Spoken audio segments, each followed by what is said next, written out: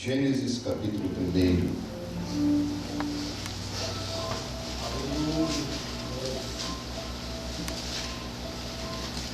No princípio criou Deus os céus e a terra. A criação começa com Deus. Não começa com argumentos, mas com Deus. E a terra era sem forma e vazia, e havia trevas sobre a face do abismo. E o Espírito de Deus se movia sobre a face das águas. E disse Deus: haja luz. E houve luz. E viu Deus que era boa a luz, e fez Deus separação entre a luz e as trevas. E Deus chamou a luz dia, e as trevas chamou noite. E foi a tarde e a manhã, o dia primeiro. Versículo 14 de Gênesis 1. E disse Deus: haja luminares na expansão dos céus, para haver separação entre o dia e a noite. E sejam eles para sinais e para tempos determinados, e para dias e anos. E sejam para luminares na expansão dos céus, para iluminar a terra. E assim foi. E fez Deus os dois grandes luminares, um luminar maior para governar o dia, e um luminar menor para governar a noite, e fez as estrelas. E Deus os pôs na expansão dos céus para iluminar a terra, e para governar o dia e a noite, e para fazer separação entre a luz e as trevas. E viu Deus que era bom, e foi a tarde e a manhã, o dia quarto. Amém? Amém. Pai, que o Teu Espírito Santo tome estas palavras e que elas sejam vivificadas em nossos corações, pois assim oramos em nome do Senhor Jesus. Podeis nos assentar.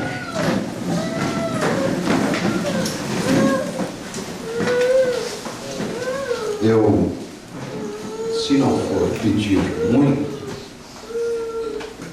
para os nossos irmãos, não vou pedir isso aos nossos visitantes, vou deixar você bem à vontade.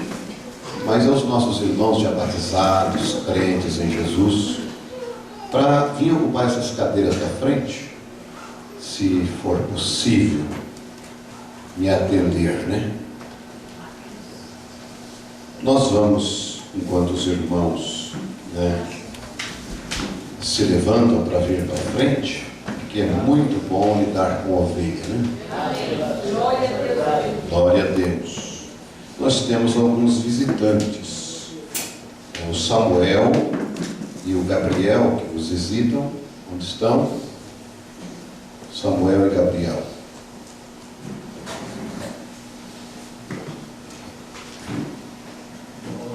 Tá ali. Deus abençoe, em nome de Jesus.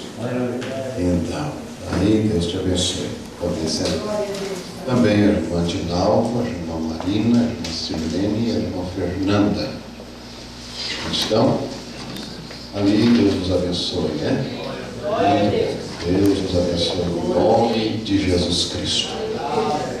Glória a Deus. Graças a Deus. E também, como é que é o seu nome? Pedro. Pedro. Deus te abençoe. Sinta-se bem no nosso meio, em nome de Jesus Cristo.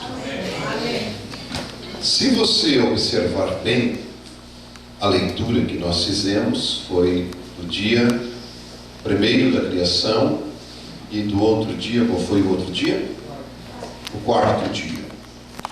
No dia primeiro, Deus, eu vou repetir muitas coisas que eu já preguei para vocês, mas eu quero que vocês prestem bem atenção, porque eu vou ensinar nesta noite alguma coisa, e eu creio que para os visitantes e também para você vai servir de muita edificação. Amém. E nós vamos ver a maneira como Deus tem trabalhado. Nós vamos nos aprofundar um pouquinho.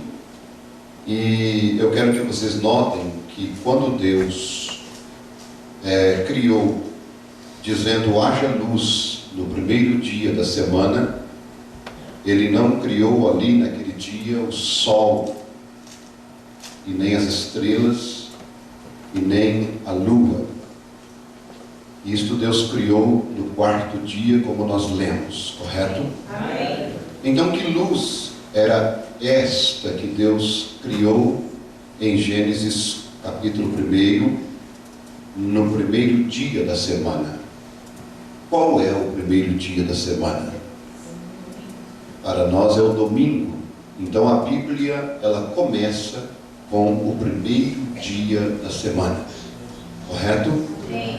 E então vocês vão ver que quando Deus disse haja luz, nós temos que ver na mensagem do profeta o que ele quis dizer, ou até mesmo na própria Bíblia, em São João capítulo 1, quando ela nos diz: no princípio era o Verbo. E eu não vou usar as palavras do profeta, do irmão Brana, porque eles dizem: vocês se baseiam nas palavras do profeta de vocês. Na minha Bíblia Scofield, comprada numa livraria, e ela diz o seguinte: no grego, verbo quer dizer logos. No aramaico quer dizer men, que é uma designação de Deus nos Targos, as traduções aramaicas do Antigo Testamento. A palavra grega significa um pensamento, ou um conceito, a expressão ou declaração desse pensamento. Uma palavra é um pensamento expressado. Então, quando a Bíblia diz no princípio era o verbo, também no grego quer dizer logos. E este logos também quer dizer, se chama a coluna de fogo, ou a luz de Deus. E através deste logos, quando Deus disse haja luz, primeiro foi um pensamento. Então ele, depois do pensamento, foi expressado. Por que Jesus Cristo disse: eu sou a luz do mundo? Porque ele era o verbo, a palavra feita carne humana. No versículo 14 de São João capítulo 1, a Bíblia diz: e o verbo, ou logos, a palavra, o pensamento expressado, se fez carne e habitou entre nós. Então, por isso que ele disse: eu sou a luz do mundo. Então nós vamos ver que Deus primeiro criou a luz sobrenatural, para depois criar a luz natural. Deus primeiro separou a luz natural das trevas naturais, aliás, a luz sobrenatural das trevas sobrenaturais, para depois então separar a luz natural das trevas naturais. Existem estas duas coisas: luz e trevas espirituais e luz e trevas naturais. Você e eu, por exemplo, quando estávamos no mundo, nós estávamos em trevas. Mas a Bíblia diz que Deus, Ele nos tirou do reino das trevas, e nos transportou para a sua maravilhosa luz. Aleluia.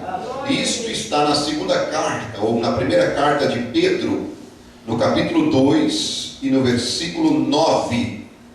Observe bem. Primeira carta de Pedro, capítulo 2, versículo 9. Vós sois a geração eleita, o sacerdócio real, a nação santa, o povo adquirido, para que anuncieis as virtudes daquele que vos chamou das trevas para a sua maravilhosa luz. Glória a Deus. Essas trevas eram trevas espirituais que nós nos encontrávamos. Por isso que Jesus Cristo disse: o mundo não gosta de mim, o mundo me odeia, porque eu testifico que as suas obras são más.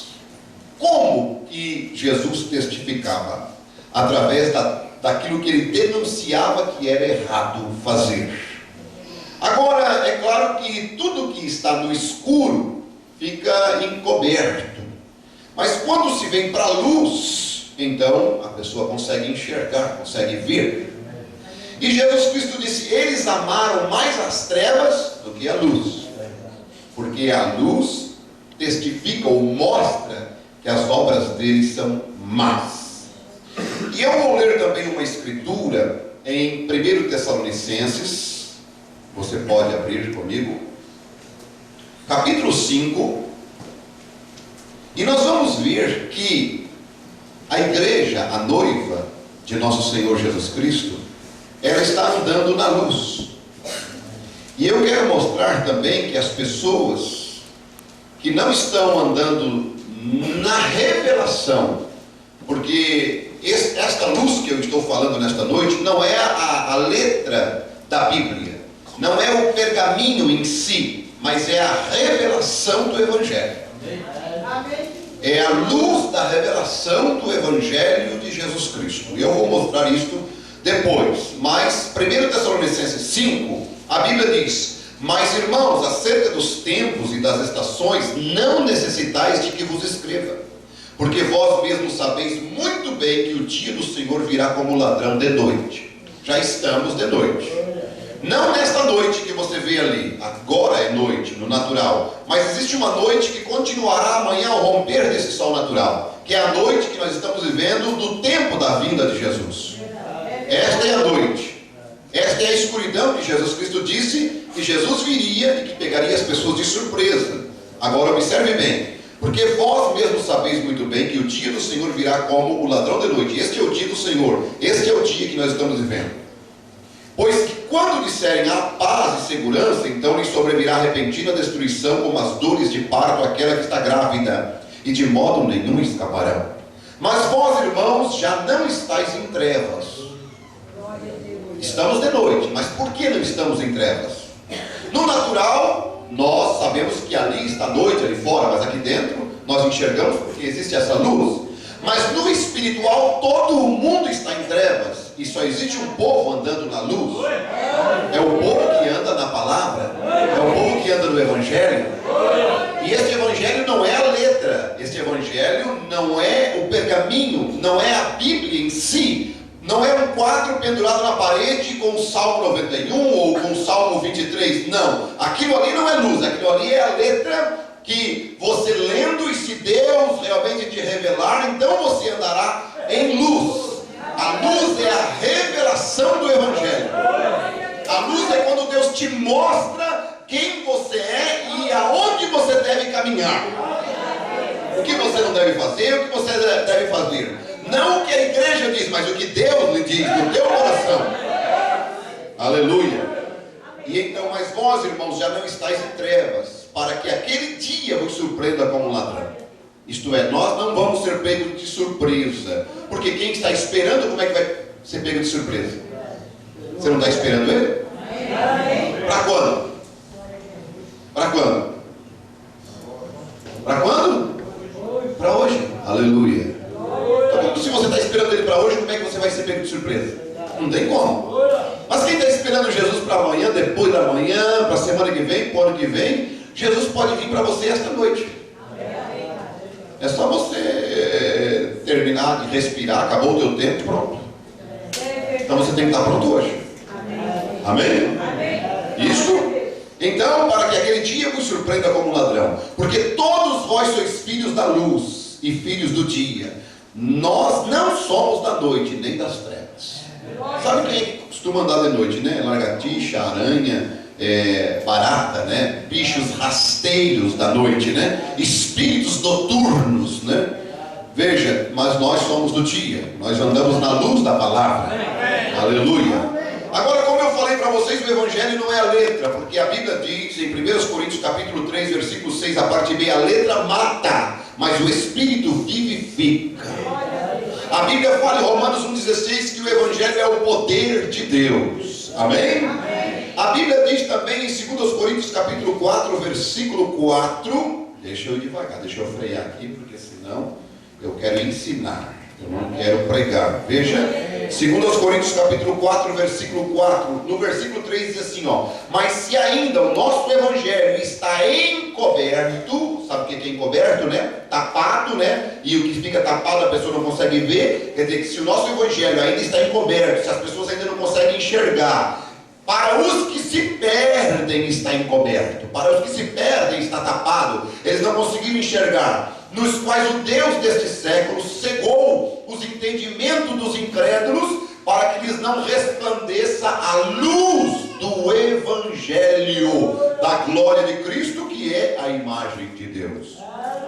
Então o Evangelho, existe uma luz dele, não é a letra. A luz do Evangelho é a revelação daquilo que Deus, do plano de Deus para a tua vida. Quando você tem a revelação dentro de você do plano de Deus para a tua vida, você não é mais a mesma pessoa. É aí onde a pessoa não quer mais ser aquilo que ela era, ela quer mudar de vida, ela quer realmente ser resgatada da sua vã maneira de viver e ser uma nova criatura em Cristo Jesus. Aleluia. Esta é a luz do Evangelho. É quando Deus revela, ilumina o teu entendimento e mostra o plano da salvação para a tua alma. E quando as pessoas dizem Deus tem um plano na tua vida, eu creio que Deus tem um plano em cada uma das vidas que estão aqui. Ah, mas que plano é esse? É um plano para fazer uma obra missionária? É um plano para isso? É um plano... Não, é o plano de salvação. Aleluia, glória a Deus, aleluia. É o plano da redenção de Deus, é o plano da salvação, que Ele elaborou desde antes da fundação do mundo, e Ele revela isto para você, e quando Ele revela esse plano de salvação para você, você crê em Jesus Cristo como teu Salvador, você não é mais aquela pessoa que você era, agora você começa a ser uma nova criatura. Mas o que o diabo fez? O diabo encobriu isso das pessoas. O diabo cega as pessoas. Cega? Sim. Você pode enxergar tão bem quanto qualquer uma outra pessoa, e você ser tão cego que você não enxerga que você não é esse tipo de pessoa que você está sendo. O diabo te cegou para fazer você ser uma miserável pessoa, ser simplesmente um homem comum, uma mulher comum. Não, isso é o diabo te cegando. Mas Deus quer mostrar a tua verdadeira identidade.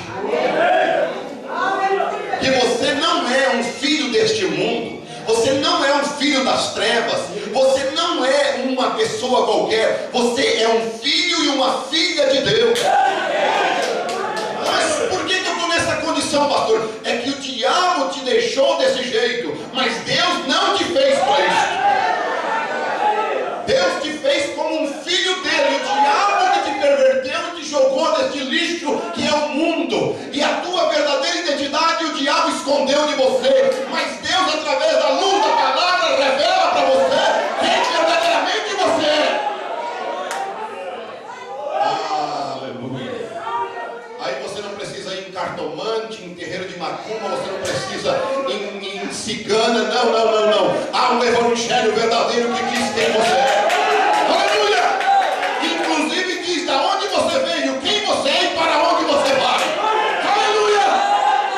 Oh, louvado seja Deus! Bendito é o nome do Senhor.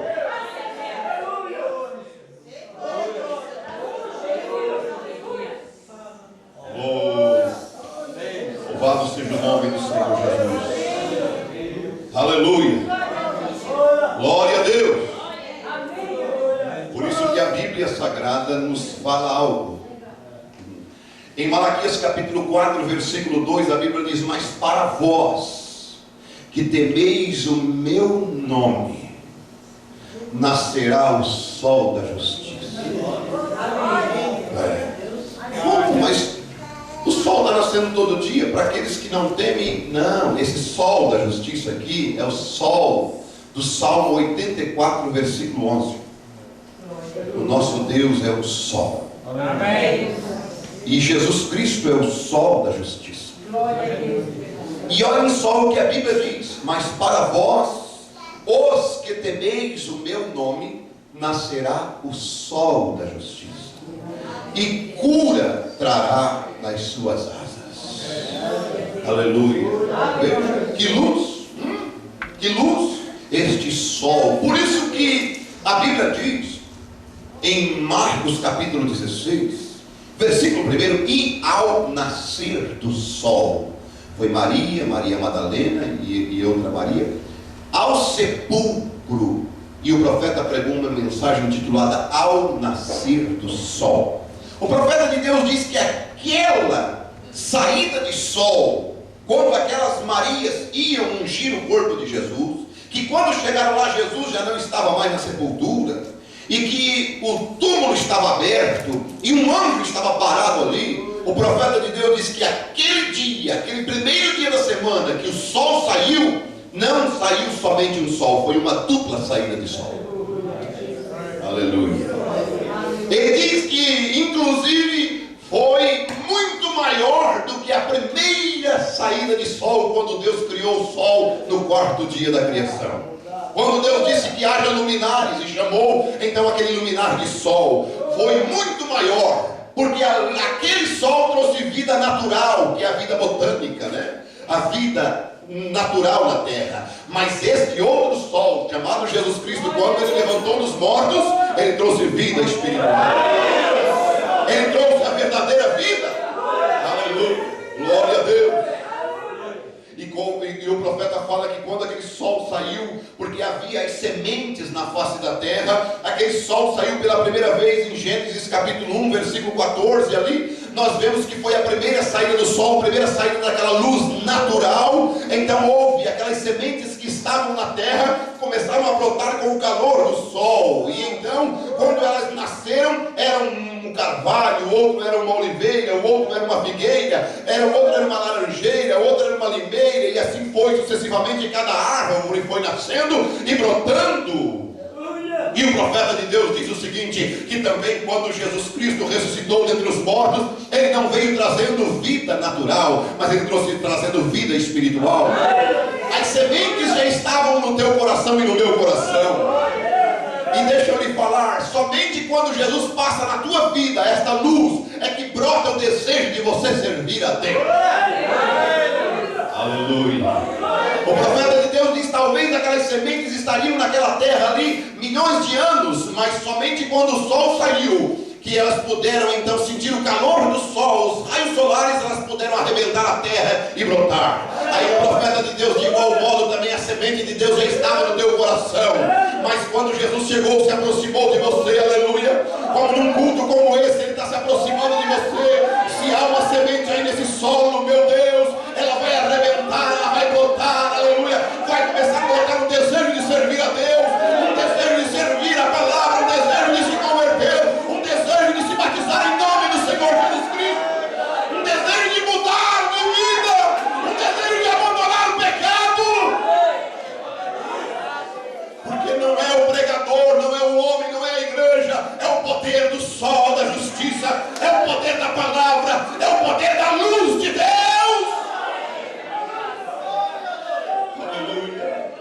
Nenhum homem tem o poder de fazer com que aquela sementinha arrebente, rasgue e brote uma folhinha verde. Nenhum homem tem o poder para fazer isso, mas o sol tem o poder para fazer isto. Nenhum homem tem o poder de mudar uma pessoa, tirar o vício da cachaça, do álcool, do cigarro, da droga, tirar da prostituição, mas a palavra tem. O poder do evangelho faz isso.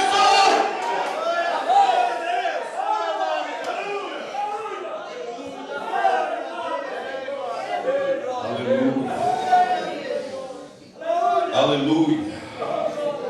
Glória a Deus. Bendito é o nome do Senhor. Este Deus que habita nesta luz inacessível, né? Este Deus, ele primeiramente então o que ele fez? Haja luz. E então aquele logos, aquele halo de luz, no parágrafo 40 da mensagem da crueldade do pecado, o profeta de Deus diz: Agora nós observaremos vir à existência uma pequena luz branca. Esta pequena luz branca nós a chamaremos como um halo, e aquilo era o Filho de Deus, o Logos que saiu de Deus no princípio. Então Deus criou este corpo e entrou nele e habitou nele. E vocês vão ver na primeira carta de Timóteo, no capítulo 6, no versículo 16, a Bíblia dizendo: aquele que tem ele só a imortalidade e habita na luz inacessível. Glória a Deus. Veja, aonde que ele habita? Aonde que ele habita? Ele habitou então nesta luz. Ele fez este corpo. Este corpo que ele criou se chamava teofania. Teofania, ou logos, isto é, um corpo teofânico. Meu Deus. Sim, um corpo teofânico. Aleluia. Esse corpo teofânico ele habitou. E quando ele foi criar o homem, sabe como é que ele criou o homem? Como é que ele fez o homem? A Bíblia diz em Gênesis 1 e 26 e 27, no versículo 27, a Bíblia diz que ele criou o homem, macho e fêmea os criou. E ele criou como? A sua imagem e semelhança. Aleluia. Foi isso que ele criou? Então quando ele criou, quando ele disse façamos o homem a nossa imagem e semelhança, sabe como é que ele criou eu e você? Não esse aqui. Esse aqui é a imagem do terreno, é a imagem do animal, é a imagem criada no sexto dia, que é o número do homem, que foi criado a imagem do animal, que tem as mesmas composições que é criado o cavalo, o cachorro, o boi, a carne, os 16 elementos da terra. Esse aqui, o de fora, foi gerado há 43 anos atrás. Mas esse que está falando, que habita aqui dentro, meu Deus, ele foi criado em Gênesis capítulo 1. Ele foi criado lá, a imagem e semelhança de Deus. Ele foi criado na mesma categoria do Logos de Deus. Aleluia. Parágrafo 27 da mensagem de demonologia, estado físico, o profeta de Deus diz: mas as suas almas foram formadas antes da fundação do mundo, quando Deus criou o homem em sua própria imagem, espírito do homem, aleluia. Não um homem em sua própria imagem, mas o homem em sua própria imagem. Veja que Deus, ele não criou, eu vou criar um homem. A Bíblia diz que Deus criou o homem, artigo definido. Quando ele criou o homem, ele criou todos os homens. Na mesma categoria do Logos, na mesma categoria de Deus, porque ele disse: eu vou criar a minha imagem. E o que é isto? Quer dizer, na mesma categoria. Para que ele criou isso? Sabe para que Deus criou isso? Bom, eu não vou precisar andar na terra, eu não vou precisar ir na terra, eu vou criar alguém que vai ser a minha imagem na terra. Eu vou criar alguém que vai me expressar na terra. Aleluia! Eu não vou precisar deixar o céu para estar lá, porque a minha imagem vai estar ali. Aleluia! Oh, bendito seja Deus! Aleluia! Este Logos, esta luz, este halo sobrenatural, ele então desceu, veio descendo, e ele entrou num corpinho chamado Jesus Cristo. E então Jesus Cristo, a Bíblia diz que ele era a expressa imagem do Deus invisível.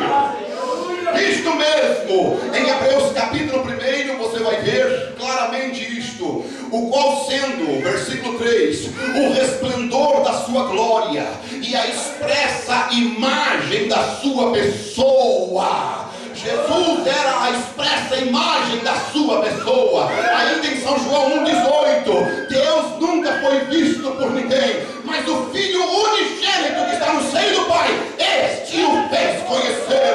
Ainda em Colossenses 1,15, ele é a expressa imagem do Deus invisível. Então esse halo de luz, esse Logos, essa coluna de fogo, veio descendo, até habitar num corpinho humano chamado Jesus. E ele, quando esteve aqui na terra, ele andou, ele curou, ele libertou, e ele disse: eu vim de Deus e volto para Deus. Isto é, quando eu morrer, eu ressuscitarei, meu corpo vai à destra de expiatório, mas eu vou sair desse corpo e eu vou ser o que eu era, o Logos de Deus.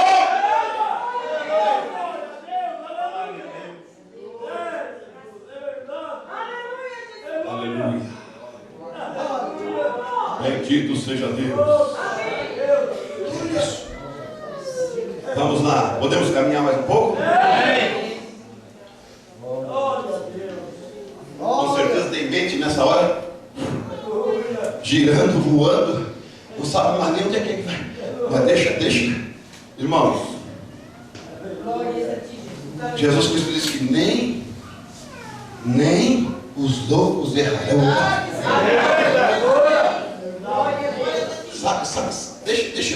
Deixa eu dizer uma coisa. Sabe o que acontece com as pessoas?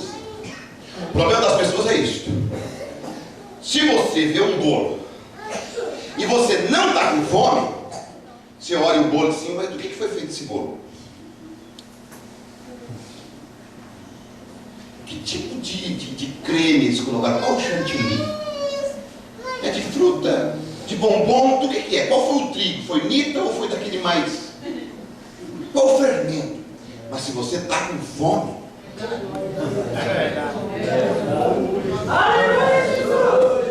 vai querer saber se foi feito de trigo nita? É a questão é essa, que as pessoas não têm fome. A Bíblia diz: bem-aventurado que tem fome e sede de justiça, porque eles serão fartos. Porque senão você vai só ficar em roda do Evangelho. Isso, e aquilo, e pode isso, não pode, e aquilo, e aquilo outro. O que vai ser? Assim. E o irmão Brando, o que morreu? Morreu do quê? Como é que batiza? Depois que batiza, como é que faz? Você fica questionando. Falta fome por salvação. Falta sede por salvação. A hora que você tiver sede e fome por vida eterna, nada vai te deter, nada vai te segurar, nada vai te impedir. Você correrá para a fonte de água da vida, você mergulhará no poço artesiano de Jeová. Aleluia. Então aquele Logos, quando o profeta Daniel ouviu Daniel 2:22, ele disse, e ele olhou para Nabucodonosor e disse assim, quando Nabucodonosor queria saber o sonho da estátua, ele disse assim, olha, quando os magos vieram, ele disse assim, eu quero que vocês me contem o sonho e me deem a interpretação. Bom, contar um sonho, para a gente dar a interpretação já é ruim, já é difícil, imagine contar até o sonho que a pessoa sonhou. Os magos simplesmente disseram, nós não podemos. Mas Daniel disse assim, ele revela o profundo e o escondido, conhece o que está em trevas e com ele mora a luz. Aleluia.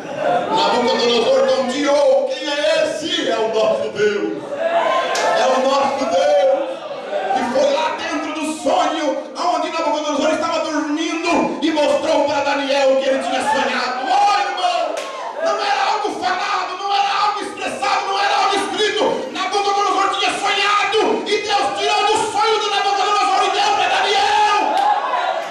Oh, que Deus tremendo! Oh, que Deus poderoso! Aleluia! Isso não deixa a gente religioso e alegre? É por isso que Davi disse no Salmo 139, versículo 12, nem ainda as trevas me encobre, de ti, mas a noite resplandece como o dia. As trevas e a luz são para ti a mesma coisa. Aleluia. Glória a Deus. Louvado seja o nome do Senhor. Aleluia. Este Deus, aleluia, que disse haja luz. Por que ele disse haja luz? Sabe por quê? Porque ele queria começar uma criação. E para ele criar, ele precisa de luz. Ele precisa da luz, que é a luz de Deus, que é a luz divina. E diz o nosso profeta na mensagem, o Messias. Quando você se converte, quando você nasce de novo, observe o que Deus faz.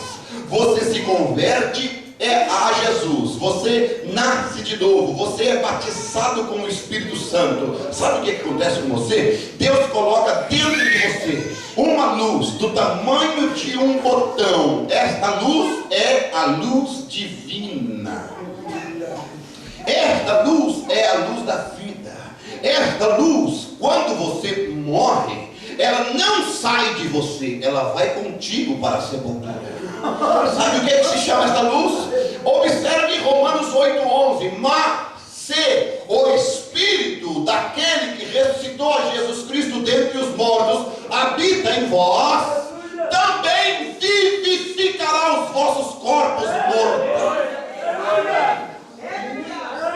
Aí, quando você se converte e esta luz está dentro de você, o diabo, ele vai vir rodear, ele vai vir tentar você, ele vai vir com pensamentos aqui, mas é esta luz que vai fazer você raciocinar em favor da palavra. Isso está em 1 João capítulo 1, versículo 20. A unção que permanece em vós vos ensinará todas as coisas. Ela permanece em você. E então, quando o diabo tenta, em uma certa vez, quando o nosso profeta William Marion Branham, em 1937, aconteceu uma enchente nos Estados Unidos, lá no rio Ohio, prevista por ele anos antes, quando ele teve uma visão que a rua Spring chegaria a um nível de água que cobriria as casas. Então, naquela enchente, William Branham tinha 2 filhos. Um era Billy Paul, outra menininha pequena de 8 meses se chamava Sharon Rose. Eu estou detalhando porque tem gente aqui, se eu começar a história, vocês que conhecem a mensagem, vocês vão saber, mas eu estou detalhando porque tem pessoas que nem conhecem isso, nunca ouviram isso, então eu tenho que detalhar. Observe que quando aconteceu essa enchente, e sua esposa, a esposa Hope, Esperança, então ela ficou doente com meningite, e a menina contraiu, mamando da mamãe também com meningite.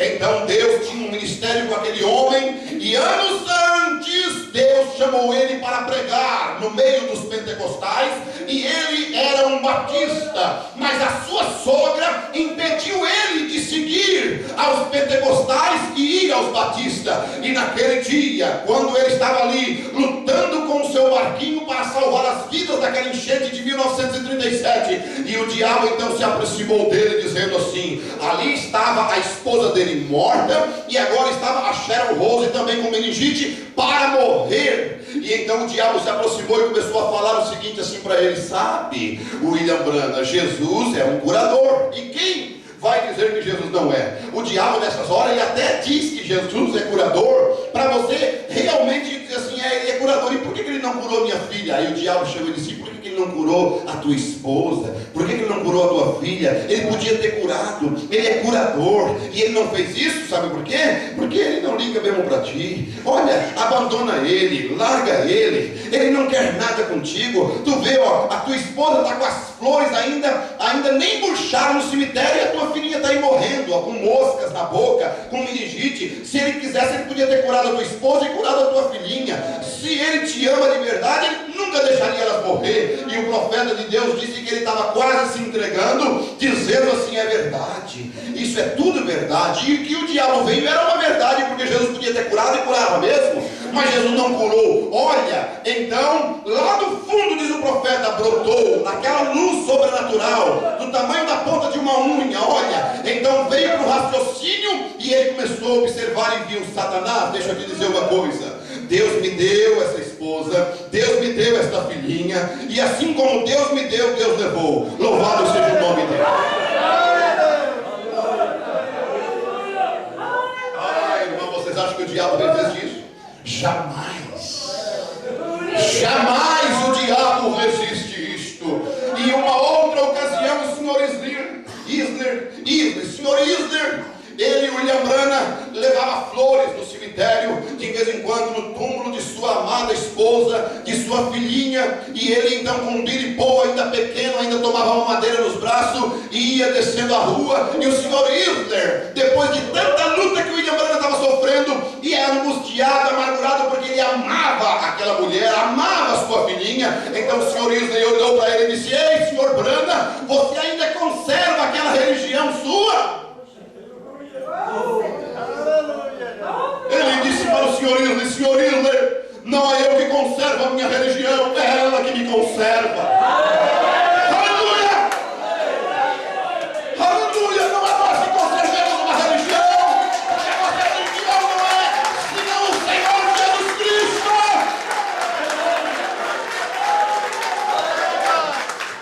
Aleluia! É Jesus que nos mantém. Não é nós que carregamos Ele, é Ele que nos carrega. Não é nós que mantemos uma igreja. Não, porque nós não pertencemos a uma igreja. Nós pertencemos a um reino.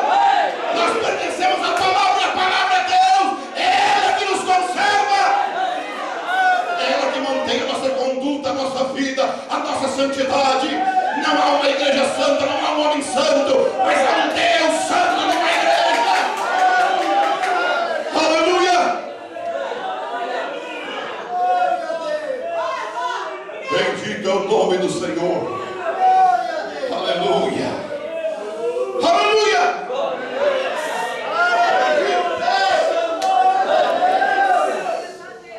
Esta luz que você tem dentro de você, meu amado, é a luz do Evangelho. Mas como, pastor? Deixa eu lhe dizer. Olha, quando você é batizado com o Espírito Santo, sabe o que é que repousa sobre a tua cabeça? Agora eu estou na pergunta e respostas número 2. Aleluia. Glória a Deus. O profeta de Deus diz que aquela coluna de fogo, em Atos capítulo 2, quando a Bíblia diz: e então de repente veio do céu um som veemente e impetuoso e encheu toda a casa. E a Bíblia diz, Lucas descrevendo, né? E foram vistas línguas repartidas como de fogo sobre cada um deles. Sabe o que é que o profeta de Deus diz? Aquela coluna de fogo, aquele logos, aquele halo de luz, aquele mesmo que guiou os filhos de Israel ali no deserto, aquela coluna de fogo que guiou eles à noite, que era o anjo do pacto, aleluia, que era o Senhor Jesus Cristo. Aquele mesmo, sabe o que aconteceu ali em Atos capítulo 2? Ela repartiu um pedaço para Pedro, aleluia, um pedaço para Maria, aleluia, um pedaço para o João, aleluia, um pedaço para o Lucas, um pedaço para esse, um pedaço para aquele, aleluia. Foi repartida para a igreja. Bendito Deus, aleluia. Sim, o Senhor Jesus Cristo, daí diz o profeta, aquele Deus, Ele não habita somente num lugar, Ele habita no mundo inteiro, porque a sua igreja, ela está no mundo inteiro. Ele se repartiu. O mesmo Deus que está operando aqui, Ele está operando na China, na Coreia, no Uruguai, na Argentina, nos Estados Unidos, na China, em todos os lugares do mundo. Ele se repartiu nesta igreja, que está unida em torno da palavra de Deus. É uma união invisível da noiva de Cristo. Este Deus Todo-Poderoso, Ele habita nesta noiva. Ele se repartiu, mas um dia desses ela vai se unir junto. Esta coluna de fogo será completa. Aleluia! Nós voltaremos para onde? De onde nós viemos? Para o nosso estado original perfeito. Aleluia! Por isso que o diabo tem tanto ódio de você, tem tanta raiva de você. O mesmo demônio que perseguiu a igreja, por causa que aquele halo de luz estava dentro, aquele Jesus estava dentro. Ele tenta te perseguir hoje, ele tenta te acabar contigo hoje, ele tenta te caluniar, ele tenta te fazer mal, mas aquele mesmo Deus que guardou aquela igreja, Ele está te guardando hoje.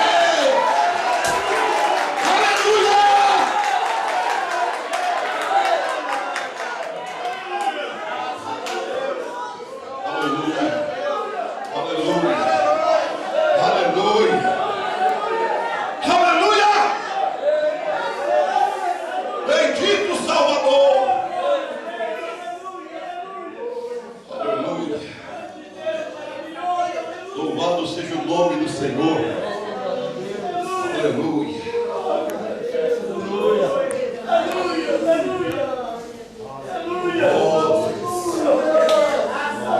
Aleluia!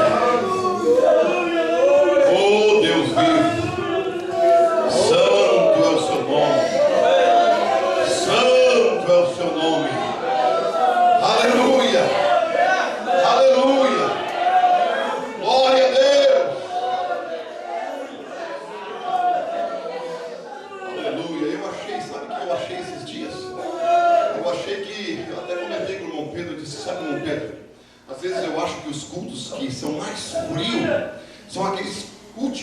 do mês. Sabe por quê? Eu desconfiei assim, me veio assim, eu desconfiei, sabe o porquê? É porque eu acho que parece que passou a época do pagamento e no último domingo do mês todos os crentes estão sem dinheiro.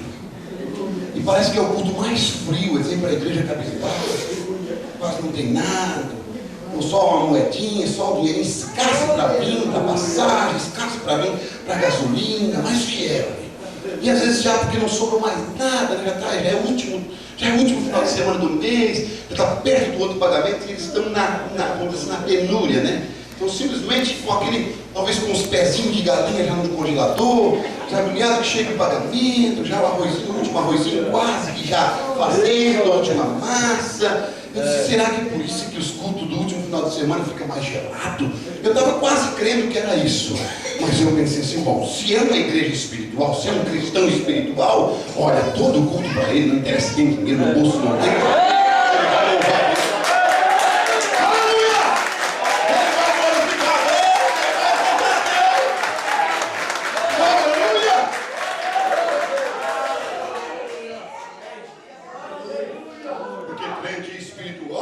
Não é movido no dinheiro, mas é movido pelo poder de Deus.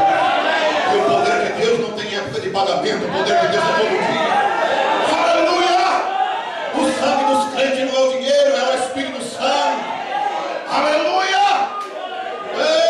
Deus querido, aleluia! Maravilhoso Deus.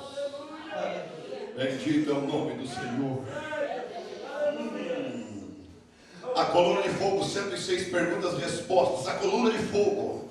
Agora, possivelmente isto vá um pouco profundo, a menos que seja alguns de vocês, os teólogos, o Dr. Vale, provavelmente, o irmão aqui, alguns desses ministros aqui de Arkansas e os meus bons amigos ao redor, eles provavelmente saibam. Agora, essa coluna de fogo é o Logos que saiu de Deus. O Logos, o qual efetivamente é o atributo da plenitude de Deus. Quando Deus se converte, a forma em que podia ser visto, isso era a unção do grande Espírito que saiu, descendo, vindo, Deus o Pai, o Logos que esteve sobre Israel, ele era santo, não levava pecado, tinha que haver uma oferta de sangue do Éden mesmo. Então, aquele Logos se encarnou e habitou entre nós. E onde habitou este Logos? Num corpo humano, que era o sacrifício, Jesus Cristo. Veja, olha, quando o homem foi feito à imagem de Deus, e então Deus desceu à imagem do homem para redimir ao homem, certo? O homem foi feito à imagem de Deus. E ele então depois foi colocado em um homem natural dos 16 elementos. Gênesis capítulo 2, versículo 7, porque em Gênesis 1 e 26, Deus fez o homem espírito, o homem teofânico, mas em Gênesis 2 e 7, Deus fez o homem corpo, o homem carne, dos 16 elementos, e ele pegou aquele homem espírito e soprou neste de carne, e então se tornou um homem com uma alma vivente. Veja, então, agora, e quando o homem pecou, ele não pecou no homem teofânico, ele pecou no homem carne. E então, quando ele pecou nesse homem carne, Deus teve que se fazer homem também, para redimir este homem aqui. Por isso que ele é chamado de Emanuel. E o que quer dizer Emanuel? Deus conosco. Então aquele que nasceu da Virgem Maria lá em Belém era Deus nascendo na terra. Aleluia. Por quê? Porque ele tinha que se fazer carne, ele tinha que vir e ter células de sangue, mas não podia ser sangue de judeu, nem sangue de gentil e nem sangue de samaritano. Tinha que ser o sangue do próprio Deus, a hemoglobina do próprio Deus, para redimir, para libertar o homem do agrilhão do pecado, para pagar a pena, aleluia. E tinha que ser um inocente, e tinha que ser um que não tivesse defeito. Ou vocês acham que por que Deus queria um cordeiro sem defeito, sem mancha, sem nada, e ele era colocado 14 dias preso, e então era examinado pelo sacerdote para ver se não aparecia nenhuma bicheira, nenhum defeito? Por quê? E por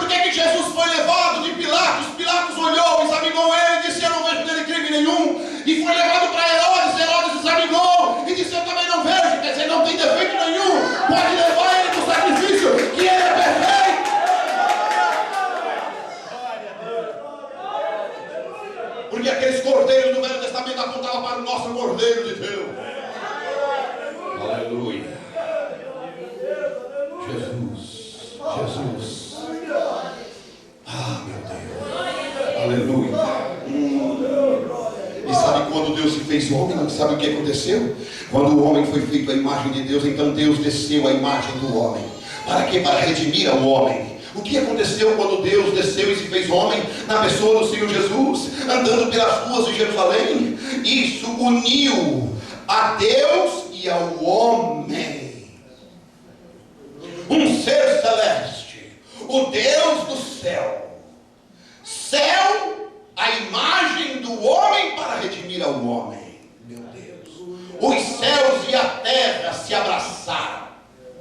Jesus desceu, Deus desceu, tornou-se num ventre de uma virgem, nasceu, deitou nos capins, numa manjedoura, assim, num coxo que era dado alimento para o gado, enrolado com o pano da canga do boi.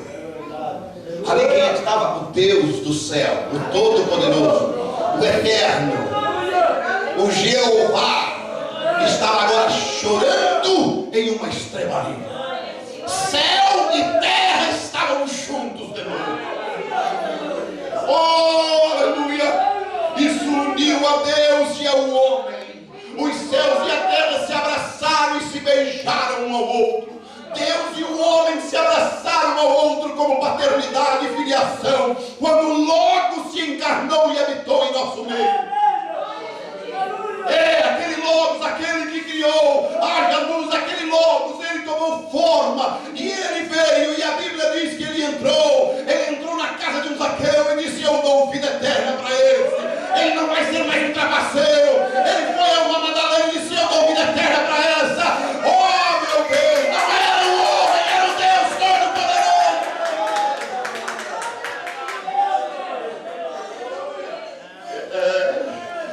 Foi aquele Deus que escreveu, aquele Deus que desceu na montanha do Sinar, e então para Moisés disse: não matarás, não terás outros deuses diante de mim. Aquele Deus que escreveu aquelas pedras, ele escreveu aquelas leis. Agora ele estava ali em Mateus capítulo 5, olhando para os religiosos, dizendo: olha, aos antigos foi dito: não adulterarás, não foi? Agora eu, porém, vos digo, aleluia!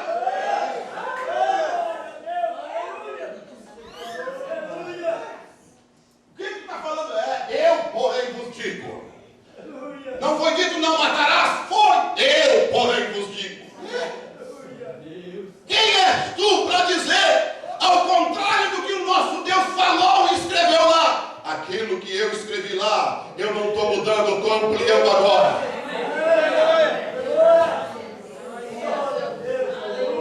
Ele não veio dizendo assim diz o Senhor, ele veio dizendo eu, porém, vos digo.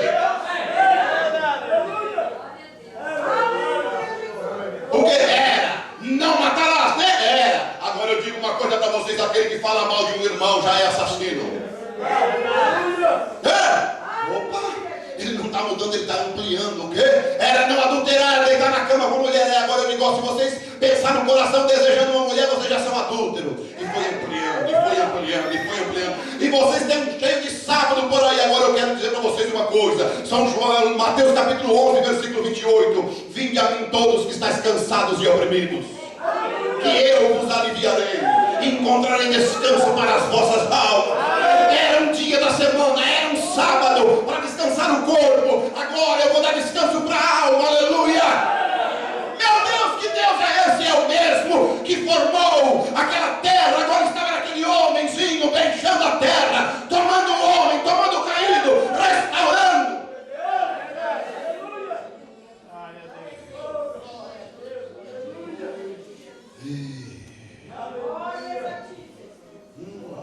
E ele disse: eu vim de Deus e volto para Deus.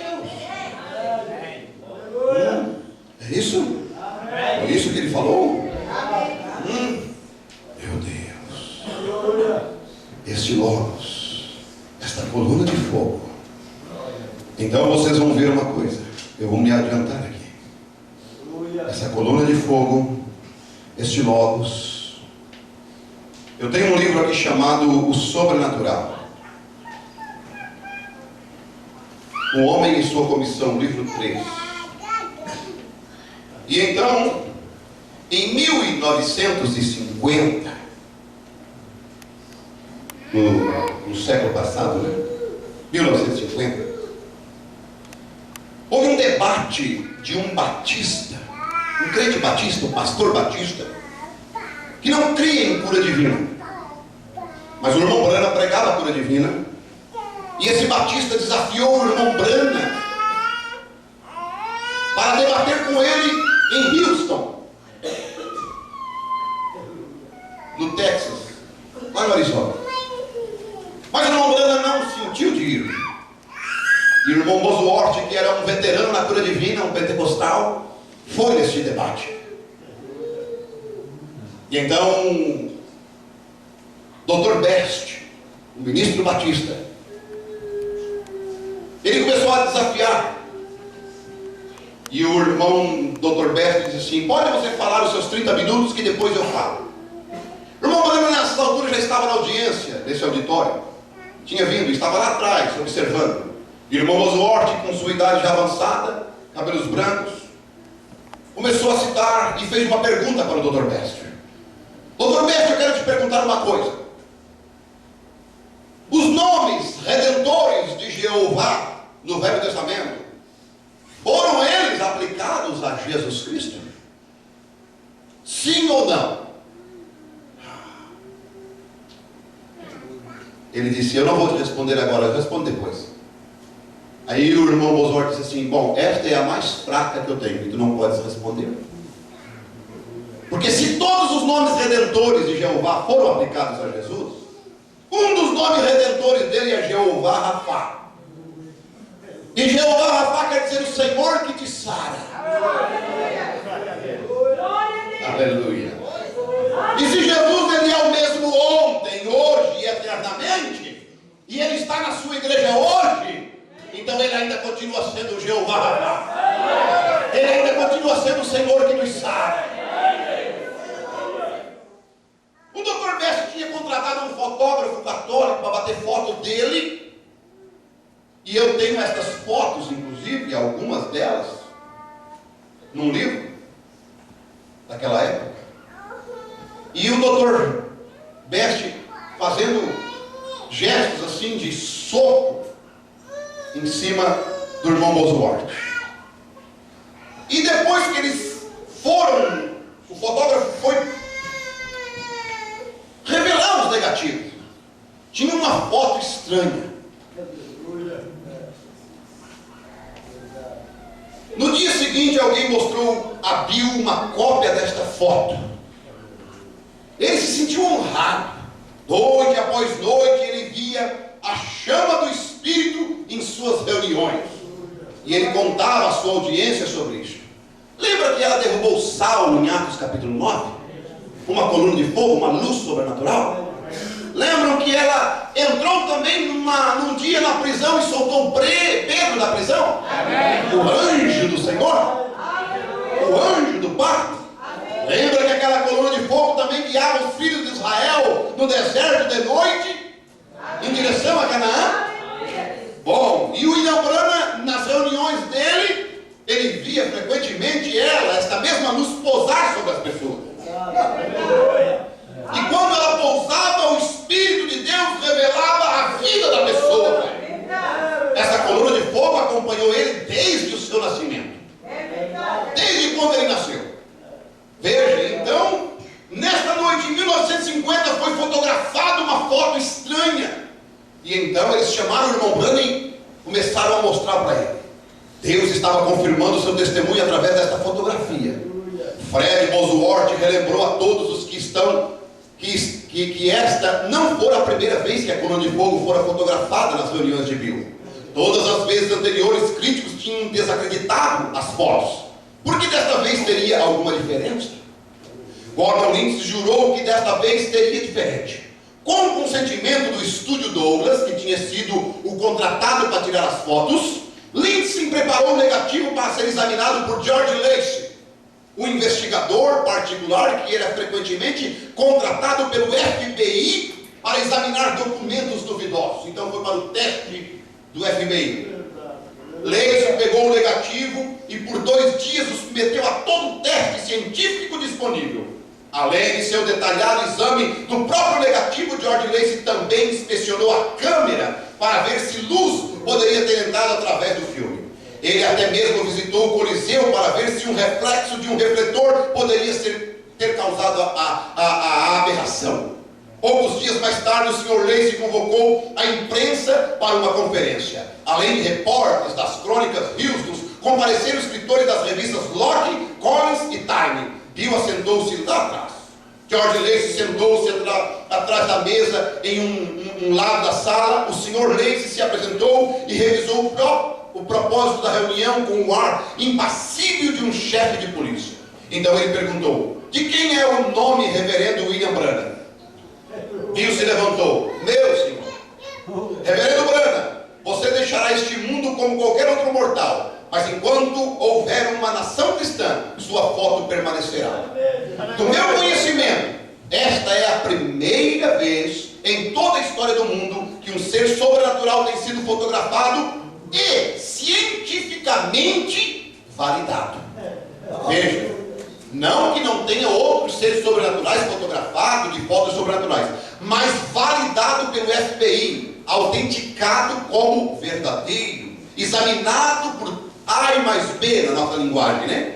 Como eu mesmo tenho sido um crítico de ti, eu tenho lido sobre as suas reuniões em revistas e eu tenho ouvido com ouvidos céticos a sua aclamação sobre um anjo. Eu disse a mim mesmo que isto era psicologia, mas, Sr. Branham, o olho mecânico da câmera não capta psicologia. A luz atingiu a lente. O negativo prova isso, Sr. Branham. Você, por favor, viria à frente? Bill se dirigiu à mesa.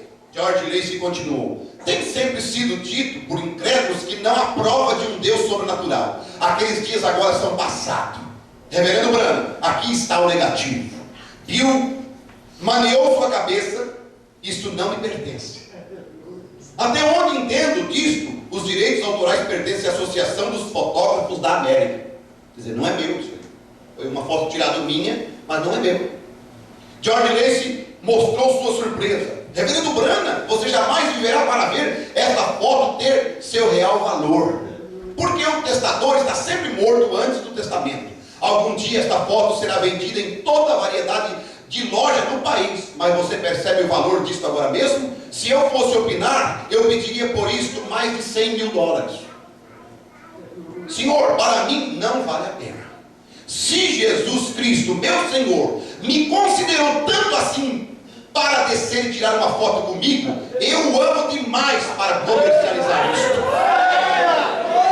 Aleluia.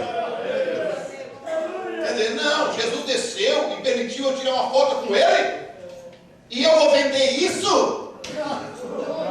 Não vou comercializar isso de jeito nenhum. Eu não terei nada a ver com isso. A única coisa que eu peço é que eles poderiam vender abaixo do preço, para que assim pessoas pobres possam comprar uma cópia. Faremos isso, disse Ted Kipperman, enquanto vinha à frente para pegar o negativo. Mas eu estou preocupado de como nós provaremos que a fotografia é autêntica. O Sr. Lacey disse: eu posso te dar uma cópia do meu relatório, o qual você pode duplicar e incluir com cada foto.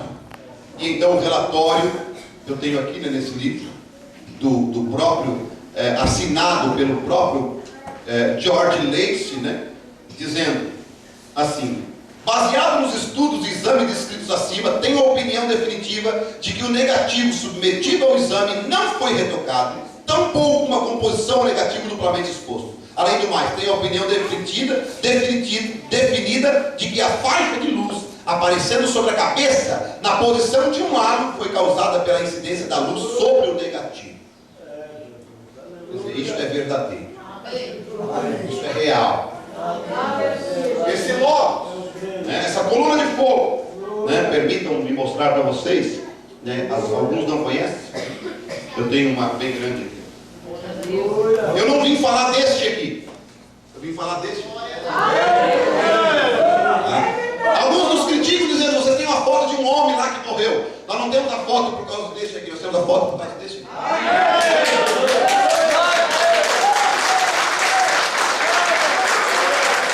Aleluia. É a mesma que criou o filho de Israel. E ela então pousou sobre a cabeça dele. E ela estava confirmando: este é o meu profeta. este é o meu Elias. Eu tiro foto com ele. Quem critica e diz que ele é falso, todas as doutrinas dele estão na Bíblia. Ele nunca veio tirar nós fora da Bíblia. Ele veio fazer com que nós voltamos para a Bíblia. Ele veio trazer as doutrinas apostólicas de novo. Como ensinou o apóstolo Paulo, como ensinou o apóstolo Pedro, como ensinou o Senhor Jesus Cristo. Então é dessa luz que eu estou falando, é desse Logos que eu estou falando. Esse Logos, sabe onde é que ele está? Está dentro de você.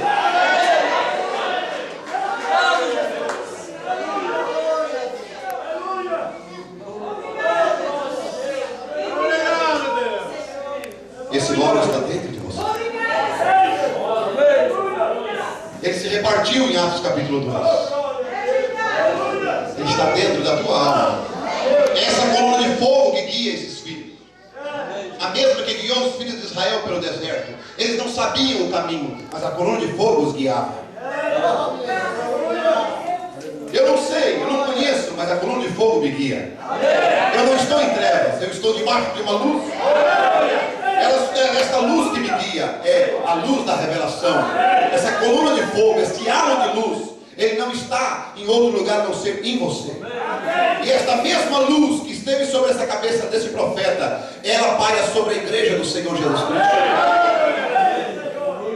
Meu Deus, que coisa. Aleluia. Escute isso, eu vou encerrar com isso aqui. Agora, no dia de Pentecoste, estou lendo o 111. Ele desceu, essa coluna de fogo, e se espalhou nessa forma. E línguas de fogo se assentaram sobre cada um deles. Não suas línguas, mas línguas de fogo pousaram sobre cada um deles. Um grupo escolhido e selecionado, identificado por essa coluna de fogo, mostrando que Deus espalhou de si mesmo sobre o homem. Não captaram isto? Deus, o Logos, se derramou no homem. Deus, não numa pessoa, Ele está em sua igreja universal. Esta é a razão pela qual Ele disse: as obras que eu faço, vós também as fareis. Mas, aleluia, irmão, deixe-me lhe dizer uma coisa, em nome de Jesus. Assim como eu não sou um salvador, eu não sou um curador, mas eu tenho um que é curador e que é salvador. Se coloque de pé em nome de Jesus. Você talvez pensa: eu não quero ser enganado, eu não quero ser, eu também não quero. Por isso que eu estou mostrando tão claro desta maneira, para você entender que muitos às vezes não carregam nenhuma foto do irmão Branda na Bíblia, porque pensam: é idolatria, é isso e aquilo. Mas eu carrego essa fotografia com muito prazer, porque o meu Jesus foi fotografado em 1950. Esta luz, a luz da vida, e ela está em cima de você. Ela está dentro da tua alma. O mesmo Jesus que curou, Ele é o curador hoje. O mesmo que libertou é o libertador hoje. E você, no nome de Jesus Cristo, não pode deixar de crer neste Deus. Talvez você diga: mas eu não consigo aceitar, eu não consigo crer que esta mensagem seja ou não verdadeira. Eu quero te dizer uma coisa: se você hoje sair daqui ainda com dúvida, Deus, tenha misericórdia da tua alma. Nós não estamos apresentando um homem, mas um Deus vivo.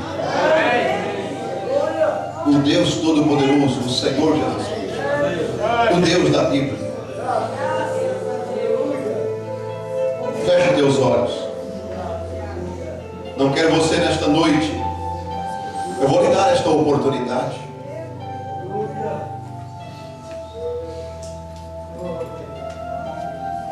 E uma das coisas que às vezes eu não entendo: por que eles não o seguem?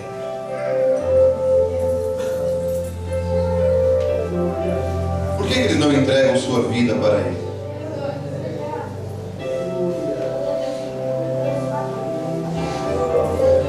A pergunta não deveria ser: quer você aceitar a Jesus? Não. Você que deveria dizer: Jesus, aceita? Jesus, tu me aceita na condição que eu estou? Eu não quero ficar do jeito que eu estou, mas tu me aceita do jeito que eu estou. Sabe, se você fizesse essa pergunta para ele, ele diria sim, eu te aceito, do jeito que você está. Mas eu não quero que você fique do jeito que você está. Eu quero fazer uma mudança na tua vida. Eu não quero ser somente o teu Deus. Eu não quero ser somente o teu Salvador. Eu não quero ser somente o teu curador. Eu quero ser o teu Senhor. Porque Senhor vai além. Senhor é dono. Senhor é possuidor. E quando você tem um Senhor, você submete todas as tuas vontades a este Senhor. E você, quer queira, quer não queira, você tem um Senhor na tua vida. Ou é o Senhor Jesus Cristo, ou é o Senhor Diabo. E se você serve ao Senhor Diabo, todas as tuas vontades é submissa ao diabo. E o diabo te leva a fazer coisas horríveis, coisas que você nem mesmo quer às vezes. Você pode me dizer que isso é verdade. Mas quando você vem ao Senhor Jesus Cristo, também Ele vai te fazer coisas que você não quer. Mas são coisas certas. São coisas que você acha que parece que você não consegue. Mas não é que você vai fazer. Ele vai te dar força para você obedecer a sua palavra. Ele vai te dar uma libertação tal que Ele vai te dar um gosto pela vida eterna, pela salvação.